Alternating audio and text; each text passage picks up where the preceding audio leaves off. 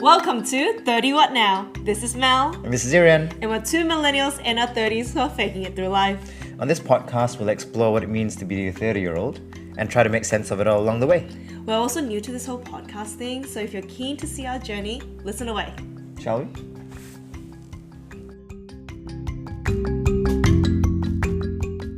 Hello, fellow old listeners. I don't think I've used that yet. No. Making everyone feel a bit aged. That's how I feel sometimes. But before we begin our topic for today, there's one really cool feedback that I've heard from a friend of mine, and I think it's actually it provides us with a really good sort of goal to aim for. Now, she said the podcast is cool, so if you think it's also cool, maybe share with your friends and give us a like. But apart from that, she mentioned that 80% of the podcasts around the world, they don't go past 10 episodes. I need to fact check this. I think we tried fact checking this. But it's an interesting piece of feedback. It actually triggered something to think about for me. If you think about it, a lot of podcasts probably get up to 10 episodes because they've made their point. Mm-hmm. And so what I'd like to think we do on this pod, or at least I'd like to think we're doing now, is keeping it as relevant as we can. Mm-hmm. Yeah. The other piece of feedback that I got actually from one of my friends is they quite like that it's conversational between me and Mel.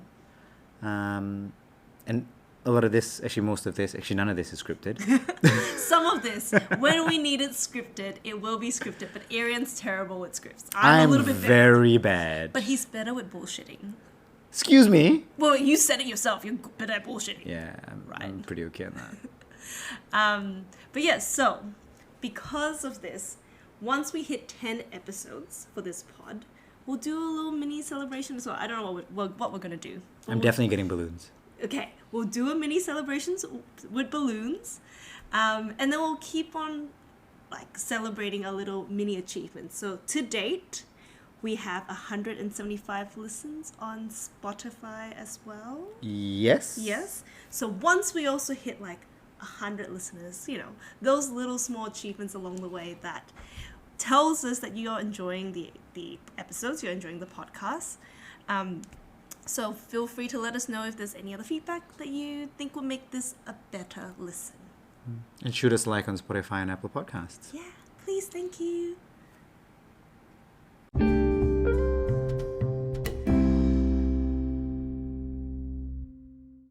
Today we'll be talking about how much the world sucks. Grim. But we'll be touching on what's happening around the world at the moment and how we deal with it as adults. But before we begin that, a couple episodes ago, I talked about wanting to go to Egypt as Machu Picchu as the places that I wanted to travel to at some point in my life. And when we recorded that episode and published that episode, it was before the resurfacing, before the exacerbation of what's happened between Israel and Palestine. And when I saw the news pop up, I think it was maybe a couple days, maybe a couple weeks after that episode was published, I was really scared that it would seem insensitive because Egypt is so close to where the conflict's currently happening at the moment. Borders the Gaza Strip. Yeah. So just wanted to point out that definitely whilst we were talking about that hasn't happened yet. And now that it has, it actually makes me really sad. I think it just makes me really sad about how, not only are we potentially, not only are we losing lives, but we're also losing history, right? In that region, we mentioned how, before we recorded the episode, probably the oldest civilization began in the Middle East. So, well, I suppose it depends who you ask, but humanity started in Africa, apparently. Yes, yeah, that. But yeah, I mean, there's this history in the Middle East. There are historic monuments and historic buildings that are being bombed, I suppose is the right way to say it. Erased. Right? Yes. So yeah, there's a lot going on, and there's many different ways to cope with it. I suppose for our listeners, depending on where you're listening to this, you might be thinking, all right, which part of history are we talking about now? So we're sitting towards the end of 2023, for those of us maybe re-listening to this in the future. And in recent weeks to months, there's been an escalation in the Middle East between Hamas and Israel over a decades-long conflict. Right, 67 could be the year it started, but don't quote me on that. We're not historians here. We're not historians. We're not that smart. And look, I'll be the first to profess that we are not informed enough to have a strong opinion on any of this. And so I think the message is, if you want to get informed, search the internet, have a look around, get your news from enough sources, and we'll talk about that today actually around how we think we've seen people cope with this sort of news, but get your news from different sorts of sources. But yeah, there's that, and it's not just this, right? This is what's happening now, recent. But if you walk back 12 to 16 months, it was the invasion of Ukraine by Russia. If you walk back another couple of months to a year, there'll be something else. There's always something. And Mel, before we started recording today's episode, you mentioned something which is true, right? History repeats itself. Yeah. So the world sucks. The world sucks. And actually this prompted me to think, right? If these sort of like atrocities has happened over and over again, Aaron, what's your first memory of an atrocity that has been? Like in your mind, think about the first news about a humanitarian crisis that involves war. Like, what would you think of? How far back are we gonna go? Your first memory of it. I mean, it's probably 9/11. It's probably 9/11. We were 9. Yeah. 9? Yeah, 2001. Probably, Yeah. yeah, So we were 9, and I probably have to fact check this with my brother and sister. But how I remember it was, we were on the way. It was probably nighttime in Malaysia. It must be even nighttime in Malaysia. We were on the way home, and I think it must have been my brother who logged on the computer and then came upstairs after to say, you need to turn the news on. And that's what I remember from it. Yeah. Where were you? If it happened at night, I remember seeing it on the news during the daytime. So I might have only watched the news in the morning. It was past your bedtime. It was past my bedtime. I was a really good kid. Mom and dad, you can attest to that. if anyone were to talk to my mom and dad. But what I remembered from it, right, my stupid 9-year-old brain saw the plane crash into the building, and immediately what I feared was, will that happen to Malaysia, and will that happen to my family? So I immediately, for some reason, grabbed a pen and paper. I ran into my mom and dad's room, and I started writing a letter to George Bush. And in that letter, whilst I was crying in tears, be like, please don't bomb Malaysia. Like, I love my mom and dad a lot. Like, I promise Malaysia will be a good country to the US. Like, for some reason, I thought the person at fault there was George Bush. And immediately, I think that is immediately the first sort of emotion that came out from that news is fear. Like, I'm surprised you knew who George Bush was at the time, to be honest with you. That is surprising. Remember how I said I wasn't smart? Maybe I am smart. It's also really interesting that the letter you wrote was to George Bush. And it's on the list I'm going to talk about today, but it's really interesting how the same news coming from, it's supposed to my point just earlier about getting your sources of news from a lot of different places, the same news can be worded differently and therefore interpreted differently by different people. And especially as a kid, I guess. And especially as a kid. Yeah, true. I wondered maybe even whether I got the news after George Bush might have announced a war on the Middle East after, like after the fact. So maybe that's why. I'm not Could sure. be. It was many years ago. Yeah, I'm It not was sure. many years ago. Yeah, but I wrote the letter, I gave it to my mom and dad, and I think they chuckled. They chuckled at the fact that I thought a letter to George Bush would have saved the country from any sort of conflict. Well, but that's how you cope, right? You're dare I say this? You're an emotional person. I'm a good person. But I think, yeah. So I think I have a lot of empathy. Like, I feel for people. And I wonder as well now, like, in hindsight, whether the reason for my fear of any sort of war atrocities, like any, like when the Rohingya people were being persecuted, I felt for them. Like, I was scouring the news to see how they were. When the Uyghur population was also being persecuted, I was checking whichever news outlet to see like what is happening, right? And so all this needing to know and wanting to make sure, not wanting to make sure, but hoping that everyone is safe. I wonder if that fear may have came from like my family. We talk about generational trauma, like with any sort of ethnic groups that might have been affected by any sort of trauma, right? Like my family in Malaysia and Indonesia, the Japanese really invaded Malaysia and Indonesia at some points, and I've heard stories, like very vague stories about what the Japanese people did to those in Malaysia and Indonesia at the time. I also knew at some point, like my family, when I was 9, my family came from China because of what has happened to China. Like with the Great Leap and all that. Like I didn't fully understood it at the time, but I knew something bad happened that caused people to move to different places to search for safety. This is going to sound very ignorant of me, but what's the Great Leap?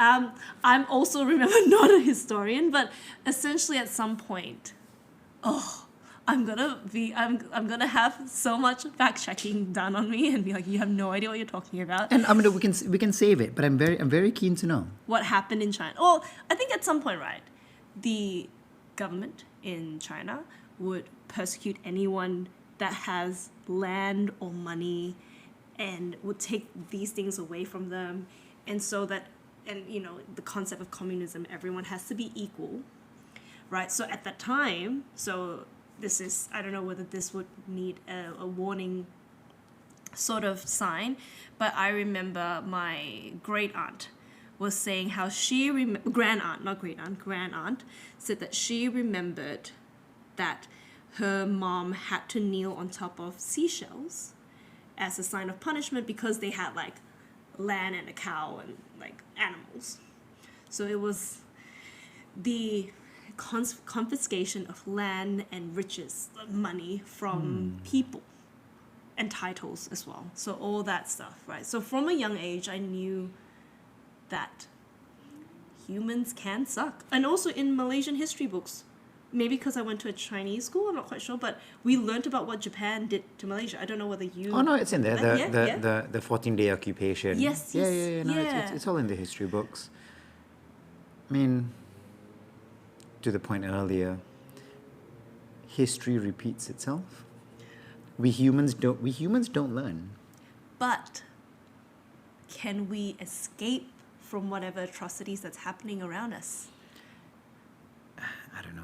If you give time long enough, it'll happen everywhere. I mean, to your point earlier, right? You know, being anxious about the news and being anxious about where the world is heading. I mean, you can't. Well, depending on at what point in history you live, you may be safe, but you can't run away from it. And I suppose then to the point today, if you can't run away from it, how do you process the news? It might be writing a letter to the U.S. president when you're young. And look, you're probably not the only person that did that, if I'm honest. Right? How I cope with news nowadays, I go full frontal. Yeah, full throttle. 100%. 100%. Give me all of that news. Yeah. I'm I'm not a big fan of just listening to one news source. Yeah. I'm really not. And we're all guilty of it in the sense that the algorithms online will give you the news that it thinks you want to hear. That's true. You know, hopefully our listeners be informed enough to look beyond that and see what's out there. I think they would. Yeah. Be smart. Yeah. You know, don't get stuck in the WhatsApp groups. Also a Malaysian thing. This is a Malaysian thing. I don't think many of our friends from Australia would get news from the WhatsApp aunties. Yes. But, you know, get the news from everywhere is what I like to do. And what will start to happen for me when I'm trying to, quote unquote, cope with the news is when I've heard enough, and there's never enough, but when I've heard enough opinions I can digest. Yeah. I worry that if I only get one form of news, and that may be traumatic news, and it's all tragic, right? It gets to you. Yeah. It really does. Yeah. When you hear different opinions and interpretations of the news, it's all tragic, but it's a different message. Yeah. You think of it so logically. Because if I'm honest, when you talk about different sources of news, right, okay, maybe this is very Joe Rogan of me, but I'm like, I don't even know if I trust mainstream media sometimes because it is so pro something, right? And so like I feel at times I've got maybe smart enough friends who would provide the alternative side of news to me so that I don't, not that I don't have to search for different news, but yeah, like you think of it so logically. When I see anything that pops on the news, I don't immediately go, let's see another source. I think immediately I'm like, I need to talk to someone. I need to like, I actually talk to my brother at sometimes, or like my boyfriend about this. So I'm like, I need to, I need to talk about it and get it out of me. Get my fear out. Get the fear out. Well, talking about it definitely helps, and I'm sure we've talked about this at some point in the past, but I know you're a strong proponent of feelings, but mental health and getting help. I think the reason why I personally look for more sources of news is and you mentioned friends that you've got that may share news, I find that, not to say I don't trust people's opinion, but I want to hear many people's opinion. Yep. Because everybody has a view. Yep. And some people have an agenda. Yep. True. No, that's true. Right? And so take it all in, make a decision for yourself. But what are other people doing? I know a friend of mine who have recently been switching off more. Like I was trying to message her recently. She's like, I just needed a break from social media, because social media has now become a news source as well, right? And yet the other thing that people have mentioned that they've done is rethinking where you get your sources so that the algos don't control you, so that Mark Zuckerberg doesn't control you. Marky Mark. I saw he got injured the other day. Oh no! Well, are we sympathizing actually? Well, I mean, I sympathize with everyone. He was training for a comp. He tore his ACL. Then no sympathy. I'm sorry. Sorry, Mark.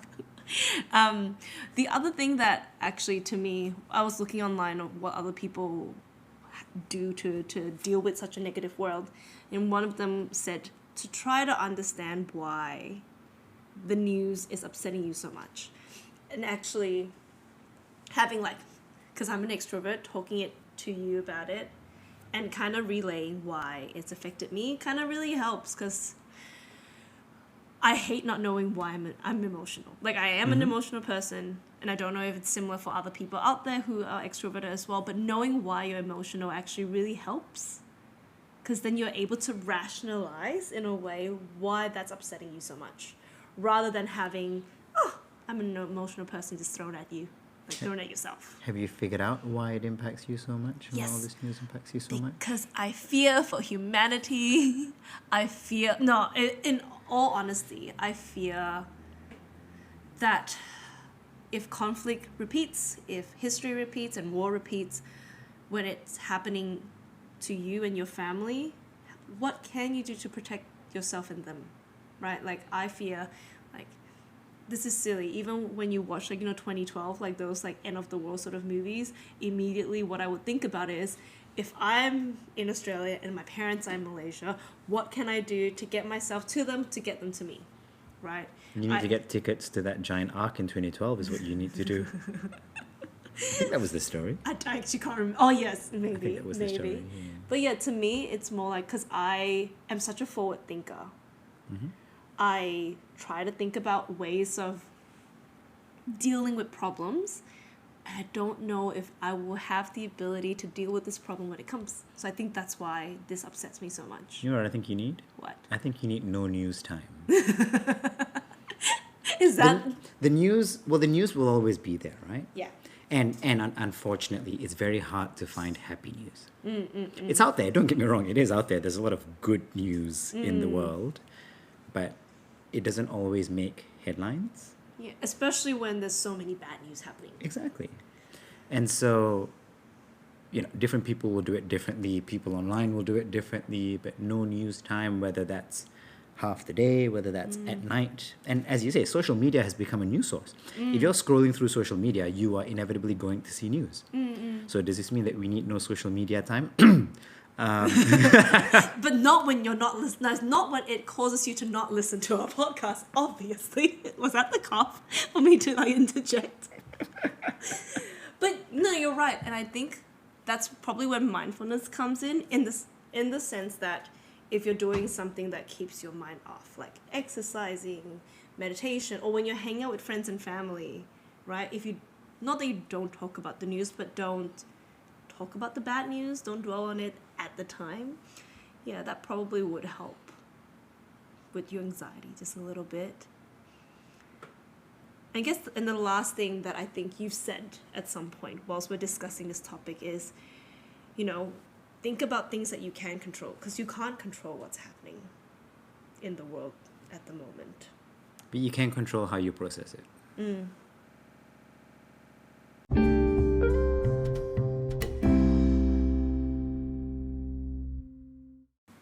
In other news, maybe a bit further west, if you're looking at a map, but it's probably closer to the east to us in Australia. I was like, do you know what you're talking about? Hollywood. Yes. Hollywood news. Not that type of Hollywood news. It is some tragic news. But I think it's news that struck a chord with a lot of people in their 30s. Matthew Perry has passed. Yeah. And by the time we release this, it's probably going to be a little bit of an older news, because it's been a week since his passing as we're recording this. But I don't know about you, but it really hit a chord for me because, Friends was a biggish part of my life. I'm not going to say that when you say what reflects your 30s, or so what reflects your childhood, or what shows that you feel really, really attuned to, it won't be Friends. It'll be something else. But Friends is probably a close second. And I think we get a lot of cultural references and influences from Friends if you're in your early 30s. Mine was How I Met Your Mother. Oh, mine was How I Met Your Mother too. Like I said, Friends was a very close second. Yeah. Actually, just take a step back. Who was Matthew Perry, Mel? Oh, sorry. Matthew Perry is this beloved character on Friends, and he's basically this goofy character that got the hot chick, right? And he's meant to be a bit of a loser at the start, but then you see how much of a lovable character he is, how good of a father he became, even though he didn't want to become one. And more importantly, he reminds me of my boyfriend. Which is why I think, honestly, so I'm a little bit high maintenance, not as bad as Monica, but my boyfriend reminds me a little bit of Matthew Perry, and I think that's why, for some reason, also struck a massive chord with me. I was like, oh. So Chandler Bing. Bing? Chandler Bing. That was what you were looking for. We got there in the end. So Chandler, Matthew Perry passed, and coincidentally, so he was a character in the Friends show, as you were saying, and no one needs to explain Friends, I'm sure, to our listeners. But what, and as you're saying, it played a big part in a lot of 30-year-olds' lives. I think we were a bit young. For that period. I think so. It was a great show. I enjoyed the show. How I Met Your Mother was probably more my show. And same here, more my show too. Yeah. Okay, do you think Friends is still relevant today? I think it is, but some parts of it is offensive, right? There's a lot, Yeah. a lot of fat-phobic jokes. There's some like racial insensitivities, but that happened in Friends as well. I'm thinking about an episode on in How I Met Your Mother. I'm thinking about an episode on How I Met Your Mother where they're talking about the palm, like the slap, where like they had to go to China, like people wearing Chinese clothes. You know that episode? I can't. Are we talking about the slap bet? Not the slap bet, but Marshall had to go to 3 different gurus to learn how to do the proper yes, slap. yes. And I they had to remember go that to episode. parts of like places, and for some reason Robin, Lily, and Ted were wearing Chinese outfits. You know what I mean? This would not fly in 2023. No, but in saying that, it's hard. You can't just watch any other old shows that's from the past and judge it too harshly. You can still judge it, but not too harshly, because at the time it was accepted and society was a little bit less, understanding of the feelings. Actually, that's a good point. I want to dig into that in another episode, actually. But I find it sad that we penalize creatives or creators or actors or comedians for things they said 20 years ago, which back then nobody would have batted an eyelash, whereas today it's not okay. And look, in fairness, it probably was never okay, but it was more accepted. I think as long as people are willing to apologize or acknowledge, that's probably... It's in like acknowledge that at this point in time they might not have done a particular role or wrote a particular storyline. Like, I think it's okay to acknowledge that you fucked up in the past. As in, you didn't know that you fucked up, but right now, understanding the context of society now, it was not the right thing. I think as long as you do that, I'm happy to... Yeah, like it would be unfair to cancel somebody for something they said so long ago. Please don't cancel us. Anyway, that's just my opinion, right? I mean, we move on, times move on. Yeah. We turn 30. And coincidentally, you were saying, although you made me watch it about a second ago, but the Friends episode where everybody turned 30 popped up. Season 7, episode 14. We did our research, as you can tell. Well, we did market research so much so that Mel and I watched the entire episode just before we recorded this episode, only because it felt pertinent to this point. Period. But also, I think I knew immediately when Matthew Perry passed, Friends will have another resurgence, because that's what happens to all like TV show movies, right? And I was watching it, and this episode popped up. I'm like, oh, this will be a great one, just to have a look at how people felt at the time when they turned 30. So after watching that episode, what did you take away from it?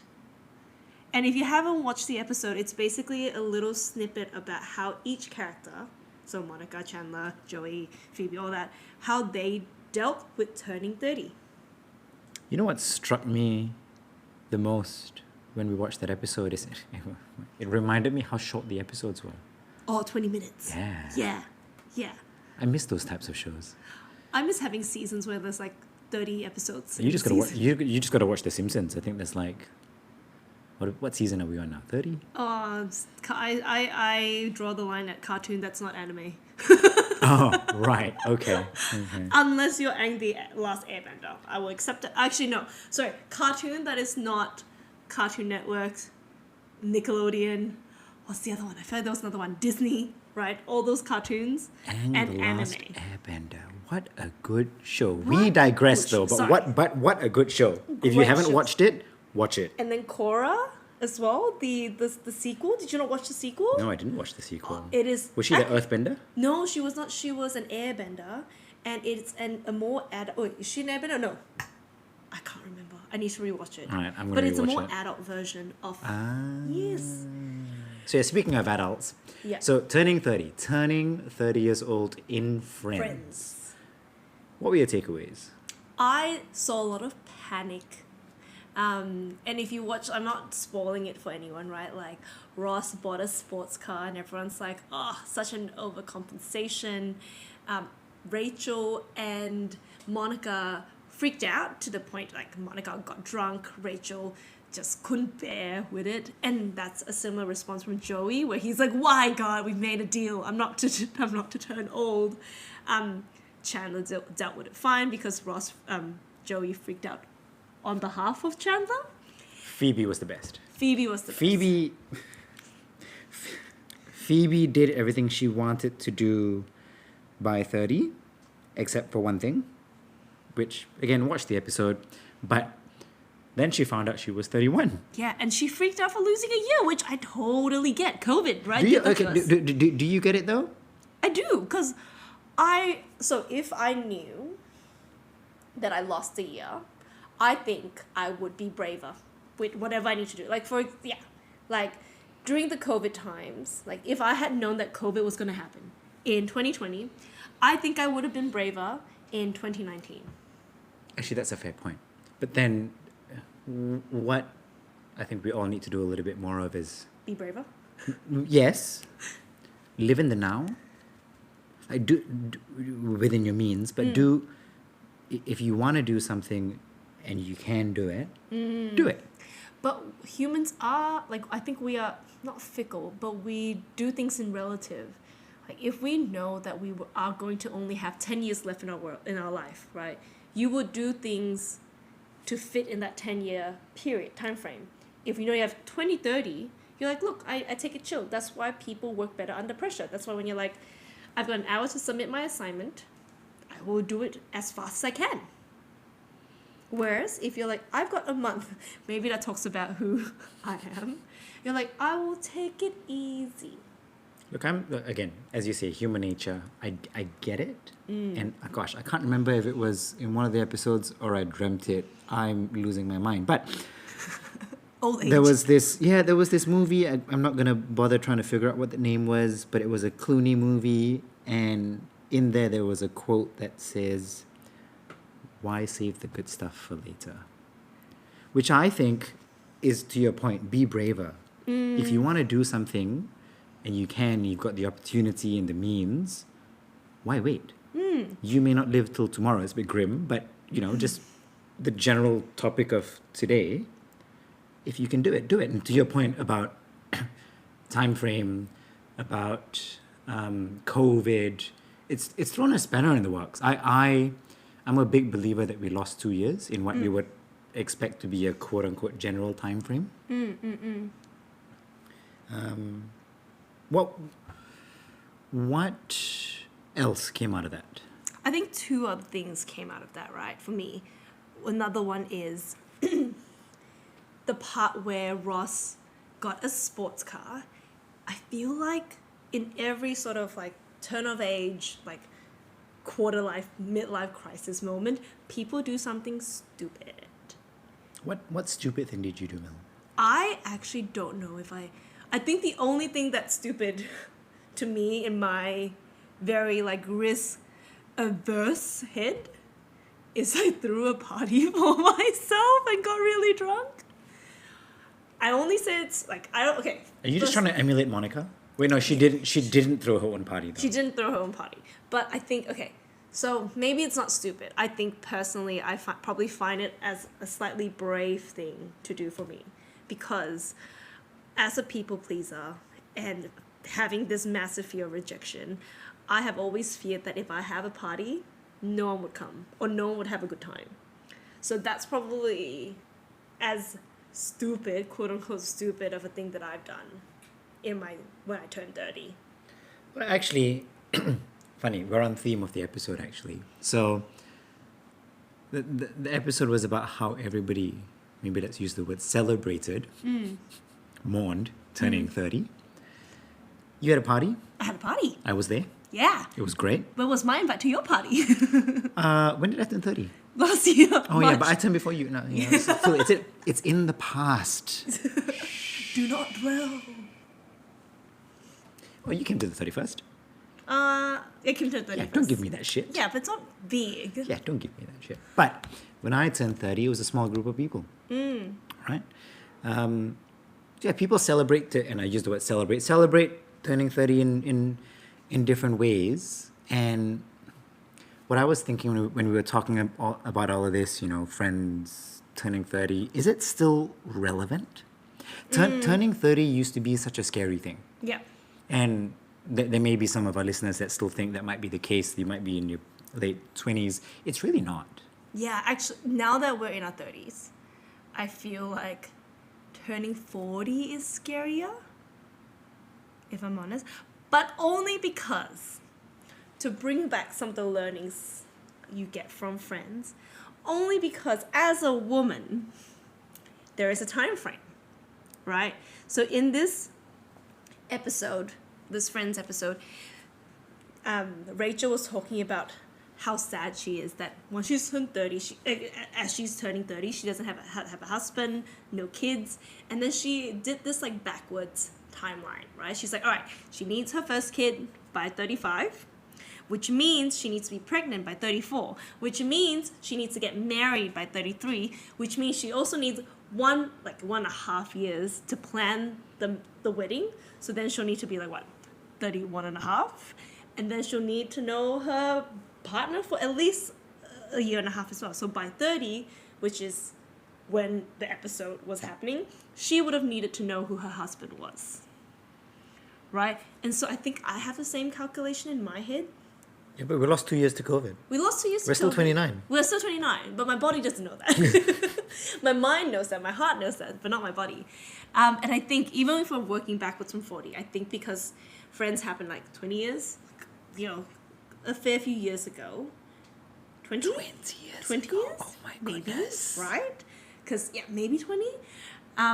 Instead of 35 now, we have lots of geriatric pregnancies. I know lots of friends who have had kids in their 39, near 40s.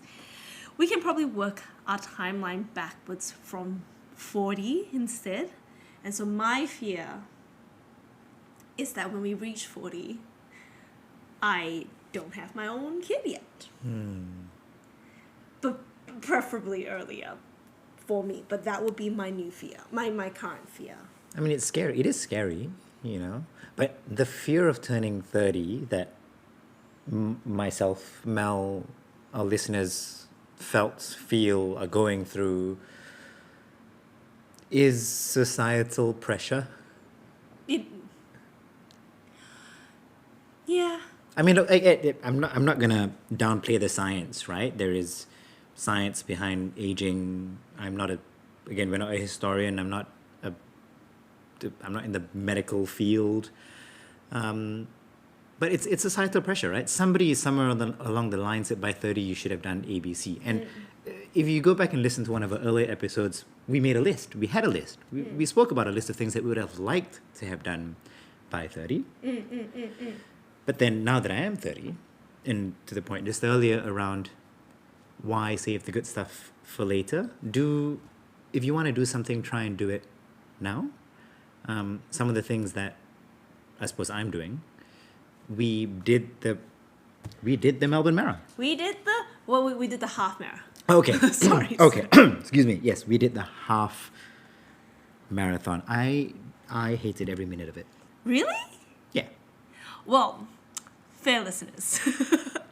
I'm not saying I loved the marathon, and I did do a full marathon at some point, right? Which is when we came out of COVID, and I was training because I had nothing to do.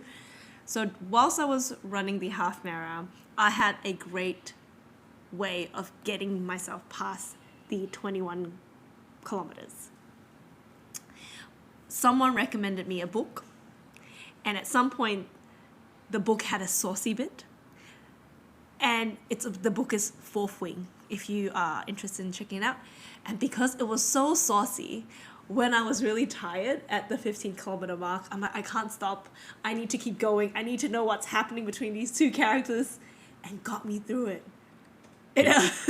Did you finish the book? I didn't finish, so the book was like 19 hours long. So I was at probably 13, 14 hour mark. So I was able to basically finish the book. And so, yeah, like I didn't love every bit of it, but having a really good book really helped. I'm not saying that helped with my PB, like with my time. I think it will probably hinder your time if you were trying to aim for like a sub 2 hour period, like time sort of. I'm just glad I finished. No, I really am. And it was a real challenge. And for anybody thinking about it, don't use your age, if you're in your 30s, don't use your age as an excuse. So are you doing another half marathon next year? Well, so I will at least do a half next year. The question is whether I want to consider a full marathon. You should do it. It's whether I want to consider a full marathon. But look, I think if you've ever said to yourself, I want to do this. I want to run that 5K. Yeah. I want to run that 10, do that half. I want to do a Spartan race, do a Tough Mudder. You know, I want to do a triathlon, which, Mel, you need to sign up. For our fair listeners out there, I don't know if I've mentioned this. I don't know how to swim. I'm learning how to swim right now. Thank you, Melbourne City Bars. Right? I'm learning how to swim right now. But the fear of drowning, which is probably a different fear of not wanting to seize the moment and live in the now, right? It's probably a little bigger. But I've been told that today Aaron will look at me as I register. I'm not sure if he has the ability to force me to register just yet. We'll see. Look, I'm not going to force you to do anything that you don't want to do, especially if, well, there's a lot of safety here that's important to acknowledge, right? But just do it. I mean, it's what I did for the half, right? I got there in the end. Now, again, swimming, you're in the middle of the ocean. Need to know how to swim. But actually, that is a great example of age not being a barrier. Yeah. Right? Like, learning to swim at 30 is still learning a new skill. Yeah. Like, there's nothing wrong with that. There's no shame in that. And you're learning a new skill. And you will be doing the try with me. It'd be great. And actually, what's really funny is everyone who were in my class, swimming classes, they are also oldies, but goodies. You know, like everyone's probably in their 30s. To be fair, if you live in Australia, you would have learned how to, like if you were born, live in Australia, you would have learned how to swim from a young age, so you don't see a lot of Australians there, but you see a lot of like international immigrants, people who might not have the opportunity to learn when they're younger. So there is still, point being, lots of people are going through what I'm going through, like people in my swim class are going through, trying to learn new things. But yeah, so the try. Try, give it a try, you know? And as we're going through all of this, maybe I'm thinking maybe how I cope with turning 30 is doing all these sorts of things. And maybe having a podcast about turning 30, maybe? I mean, it's been good, right, everyone?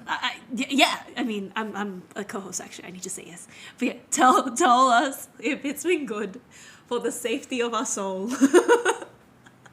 So, but actually, like us on Apple and Spotify, and Aaron gave me a look, and I was like, does he want me to say that one more time before the end of the episode? See you next time, everyone. Bye!